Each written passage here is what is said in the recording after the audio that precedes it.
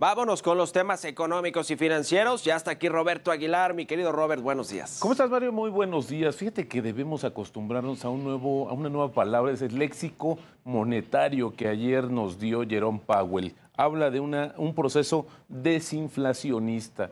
Y bueno, al final del día, ayer justamente la Reserva Federal, como se había anticipado, aumentó 1/4 punto sus tasas de referencia, pero también sugirió que esta situación podría ir disminuyendo, es decir, que ya la inflación estaría logrando, o la tendrían bajo control y con ello se esperaría que ya no hubiera incrementos tan fuertes. Es más, incluso se hablaría de que podrían ir disminuyendo las tasas de referencia en Estados Unidos. Después, hace unos momentos hizo lo propio el Banco de Inglaterra, incrementó en 0,5 punto porcentual su tasa de referencia, pero también sugirió que tendrá menos agresividad en el futuro en términos de su decisión monetaria, y ahora estamos a la espera de lo que diga el Banco Central Europeo, que también pues, es un hecho que va a incrementar 0,5 punto porcentual sus tasas de referencia, pero también podría estar en la misma sintonía de que ya la inflación finalmente, Mario, estaría llegando a su nivel máximo y con ello ya una situación mucho más sólida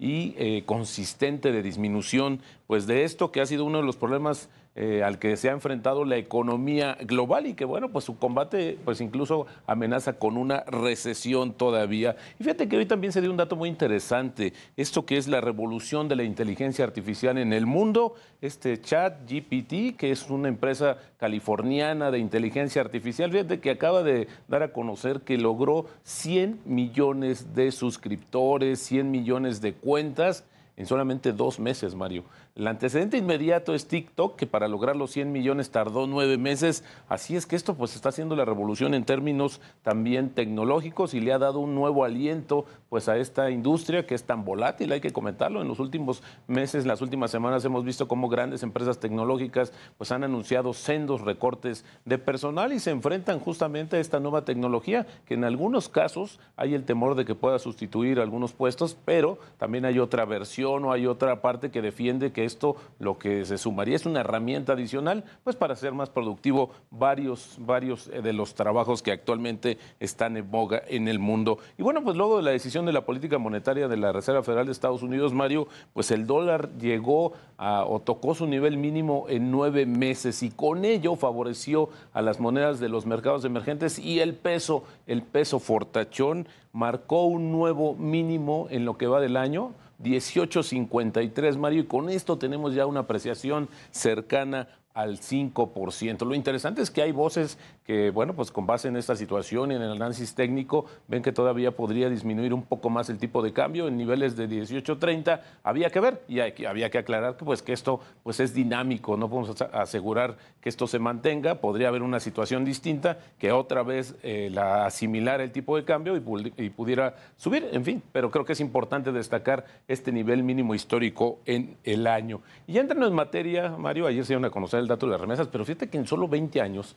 las remesas duplicaron su aportación a la economía mexicana al pasar del 2 al 4% del Producto Interno Bruto y sumaron 58.497 millones de dólares. Eso sí, es menos de lo anticipado por el gobierno federal que había dicho una previsión de 60,000 millones, pero marcaron un récord con un crecimiento de 13% respecto al año anterior, es decir, al 2021, y es el mes número 32 consecutivo que se registra un incremento anual en ese rubro. Esto gracias a una racha alcista que comenzó en mayo de 2020. El monto anual es, te decía, 13% superior al de 2021. Y bueno, pues es importante también que el número de operaciones aumentó casi 10% en términos interanuales. Pero ahí lo interesante, Mario, es que disminuyó el monto que se manda justamente por cada operación. Bajó 3.4% a $391. Y bueno, pues al final del día también se consolidan las remesas como una de las principales, diría la principal fuente de dólares que ingresan al país.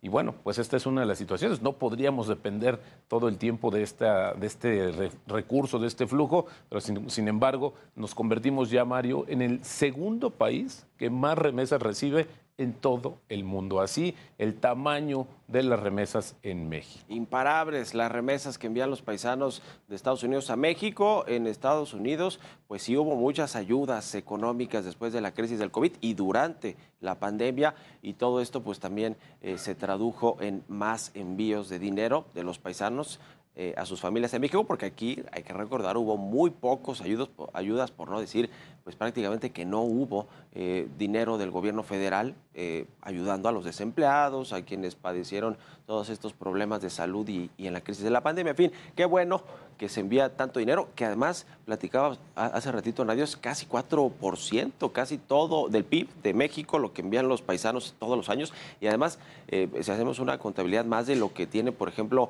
de presupuesto la Secretaría de Salud, así de importante es lo que envían los paisanos a México todos los años, Roberto. Sí, y esto se ha convertido también en uno de los elementos que favorece al mercado local, porque la gran mayoría de esos recursos que llegan las familias los utilizan justamente para el consumo diario, y esto Sí. es importante también por el impacto que tienen, pero también habría otras formas de canalizarlo. En fin, creo que todavía hace falta trabajar más en esta situación, pero también no se asegura, Mario, que estos flujos pareciera que sí este año no van a ser los mismos. Sin embargo, había que buscar la manera de no depender tanto en la economía mexicana justamente de la remesas. Porque no es una buena noticia que México siga exportando trabajadores a Estados Unidos, o que se van porque pues no hay trabajo en México y entonces tienen que ir a buscar el llamado sueño americano, y eso no es una buena noticia. México debería de darles las oportunidades a todos para que aquí trabajen, pero bueno, la migración imparable hacia los Estados Unidos, y tiene que ver mucho pues el tema económico, sobre todo económico, porque además las remesas llegan a los estados y a las ciudades, algunas de las más pobres de México. ¿Traes algo más, Robert? Rápidamente, fíjate que ahora sí que se incrementó toda esta versión de lo que va a pasar con Banamex, Mario. En los últimos días se han acrecentado las versiones, se decía que hoy podría darse a conocer ya alguna decisión final. Sin embargo, en lo que esto sucede, uno de los postores, el favorito, que es Grupo México, pues anunció que obtuvo un crédito por $5,000 millones para respaldar su oferta, que de acuerdo con la agencia Reuters se calcula entre $7,000 y $8,000 millones. Esto sí es debajo de lo esperado por el banco, y entonces lo que nos indica, Mario, es que habrá una situación mixta, es decir, habrá un grupo que va a pagar una parte y otra se va a vender a través de una oferta de acciones en el mercado. Hay que comentar que este grupo estadounidense había puesto por lo menos como $11,000 millones, lo que quería por sus activos en México. Y bueno, es interesante porque al final del día, ayer hubo una reunión de la CEO de Citi con el presidente Andrés Manuel López Obrador, platicaron sobre algunas cuestiones, pero creo que al final del día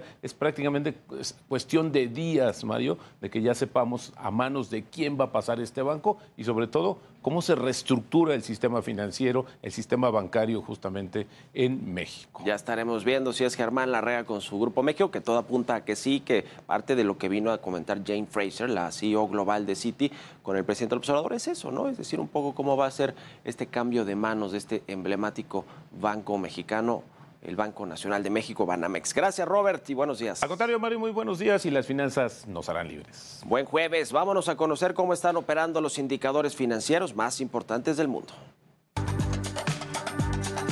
Los precios del petróleo cerraron a la baja, presionados por los datos económicos en Estados Unidos, que mostraron una acumulación de inventarios de crudo, gasolina y destilados, y luego de que la OPEP y sus aliados mantuvieran su política de producción. Así, el Brent cayó 3.5% para venderse en los $82.50 por barril, mientras el crudo estadounidense West Texas se cotizó en los $76.20, una pérdida del 3.41%. Por su parte, la mezcla mexicana de petróleo disminuyó 2.99% para ubicarse en los $66.61 por barril. La tasa de interés interbancaria del Banco de México se ubica en 10.82%, mientras que los CETES a 28 días alcanzan el 10.78%. En cuanto al tipo de cambio, el dólar se vende en los 19 pesos con 10 centavos, el euro se ubica en 20.42, mientras que la libra se cotiza en los 22.99 centavos. En el mercado bursátil, la Bolsa Mexicana de Valores cerró operaciones con una ganancia del 0.83%, el Standard & Poor's sumó 1.05%, mientras que el Nikkei avanza 0.20%.